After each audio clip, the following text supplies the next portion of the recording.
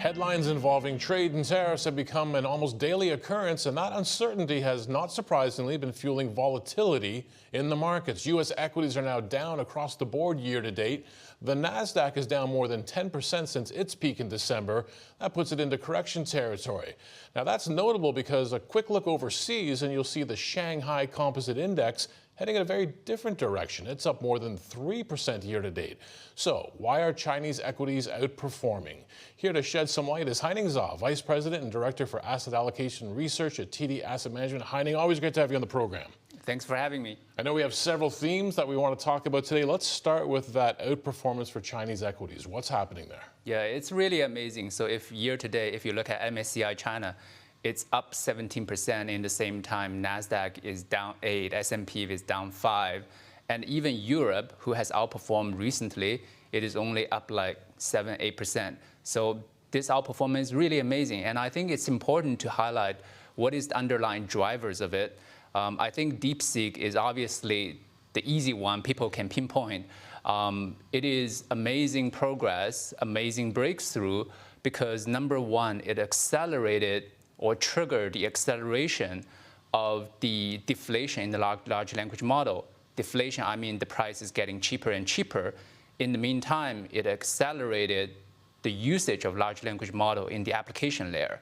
So, and in terms of China, it's even more important because it actually showcased China's technological capability and forced people to reassess. And people usually shrug it off any kind of progress in the Chinese industrial or the tech space, but this time they are seeing the real progress. When we talk about that equity, so obviously DeepSeek, and you're talking about the deflation of costs for artificial intelligence. Is it only a tech rally, though, when we talk about the outperformance of Chinese equities? It is actually more than a tech rally. So if you look at the real economy, probably we can talk about later on real estate and some of the other topics. But for real estate, we are seeing signs of life after 3 years of correction. And in other parts of the economy, on the micro level, those companies are actually actively doing buybacks, try to give more dividend to the shareholder, try to improve their corporate governance. So there are lots of story out there. But of course, the tech is the driving force. So if you look at the overall story, previously there is kind of only a one-leg stool. So people are betting on the policy stimulus and turnaround of the economy. But now all of a sudden, with this AI and tech, you have the potential tech breakthrough and you have the potential productivity boost. All of a sudden, you have a multiple leg stool, which is much more, promising.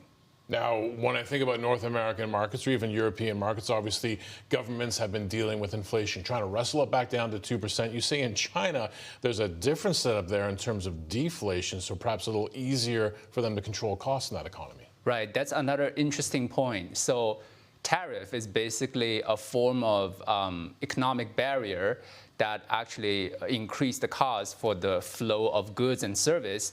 So if the tariff is higher, then potentially it can cause disruption to all of those goods and service flow and make the overall system, global system, a little bit more stagnant.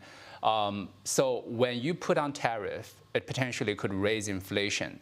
And guess which country in the world are in the best position to contain inflation? It is China, because right now it is actually having a little bit of this deflationary pressure. So a little bit of inflation actually help neutralize it. And also China accounts for 30% of the world manufacturing base. So, and it's operating very efficiently. So it is in the best position to control inflation. And now there is also this thing about the market. The market tend to reward scarcity. So for example, if you have growth scarcity, and if you're a growth company, the market tend to put a premium on your valuation. Now imagine a world when inflation getting out of control. Guess what? People might put a premium on the country or on the company who can better control inflation. All right, so interesting points there on that point. You mentioned DeepSeek off the top of our conversation. While we've seen a lot of excitement around there, we've seen NVIDIA, some other chip makers in the West. We've seen even big tech companies in the Magnificent Seven really pull back. Has the AI trade moved from North America to China? Yeah, actually, the DeepSeek, we think, you see after DeepSeek release, there's quite a bit of shock in NVIDIA share price and also the US tech in general. We think it's actually a preview of what is to come in the next 2 to 3 years. Potentially, that is the breakthrough in the Chinese semiconductor manufacturing. So right now, nobody is thinking about it because, honestly speaking, lithography machine and everything involved in that manufacturing process is the crown jewel of industrial production. It is super difficult to do, second to none. So that's why people always say it's impossible for China to handle all of the supply chain and be self-sufficient. I still remember back in 2018 when Trump initiated the first trade war and also the tech war, people say it at least will take 10 years to have breakthrough in the semiconductor manufacturing. But guess what? Now it's 7 years, and we are seeing some real progress. And if in the next 2 to 3 years, China really makes some breakthrough, then we could see massacre in the US semiconductor and the US tech. In the meantime, the Chinese tech could rally because the bottleneck is gone, and AI can further accelerate in China. These are obviously the tailwinds you're looking at in terms of China's economy and the markets. What risks are there in the Chinese equity space right now? Right. There are plenty of risks. For example, we believe the Trump's plan is to first tackle the Canada and the Mexico tariff talks, then probably move on to the Europe, and China will be in another bucket, which is, the tariff rate could be even higher because they are being viewed as strategic adversary.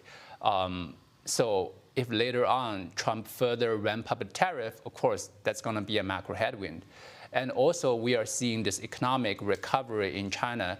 It is just showing signs of life. So in the face of macro headwind, there will be, the uncertainty will increase.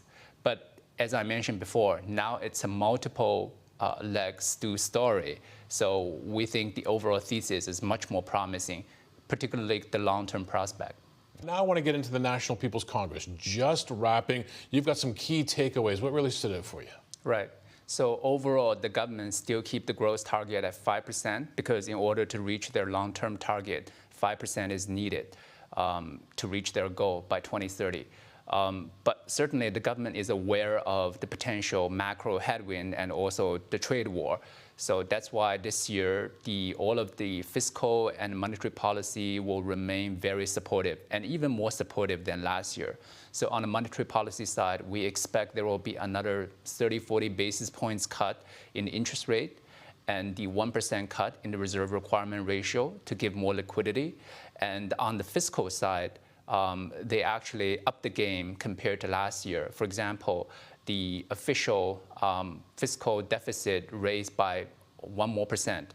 And also on top of that, the special treasury issuance increased by about 300 billion. The local government bond issuance increased by about 500 billion. When you add all of those together, on fiscal policy alone, it amounts to about 1.6% net increase in terms of impact to the GDP. So I know the trade war is still going to be a headwind, but the Chinese government is preparing for it.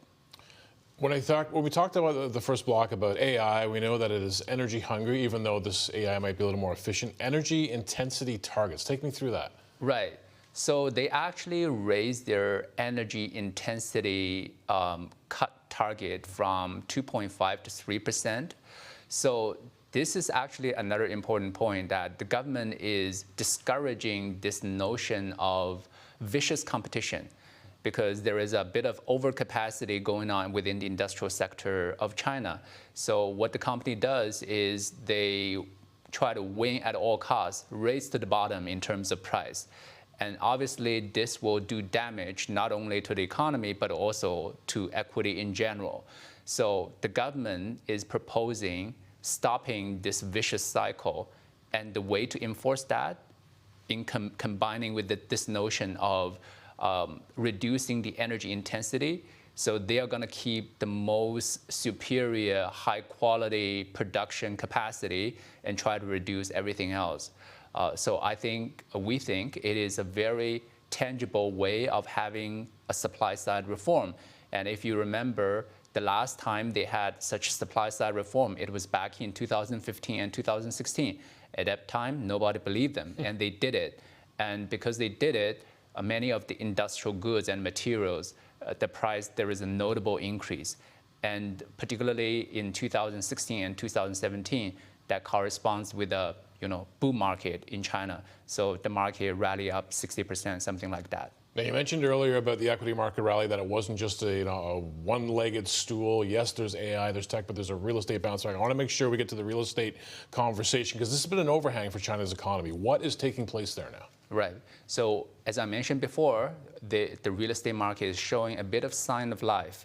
For example, year to date, the agents are seeing more showing and visits.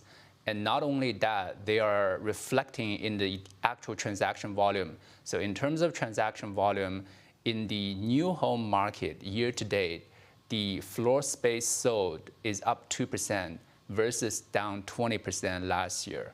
And in the secondary home market, the year to date, the increase is about 34% versus last year, it was only up 6%. So there is a quite notable increase. So for sure, there's going to still be a lot of uncertainty because there is still pressure in the economy. But if you look at the past big real estate bubble across the globe, historically, typically the real estate market go down something like on average, 40% over a 10-year period. China, within 3 years, it has already down 30% in terms of housing price. So now, obviously, the market is trying to find a bottom or find a trough. So if real estate sector stop becoming such a big drag in the economy, automatically that's another 1.5% to 2% boost to the GDP. So it's very significant. We got about 30 seconds left with you, Haining. Is this, you've said signs of the real estate bottoming out. Is this sort of a circular thing too, where the consumer gets more confident about real estate, so real estate picks up and the consumer feels even more confident about real estate? Yeah, part of the confidence coming from, not from the real estate price, because in terms of price, there is no signs of life. People still want discount. They are still under pressure. But when the equity market go up, that's where part of the wealth effect can be created. So of course, there is still going to be a lot of uncertainty, but we think people should pay attention to these dynamics.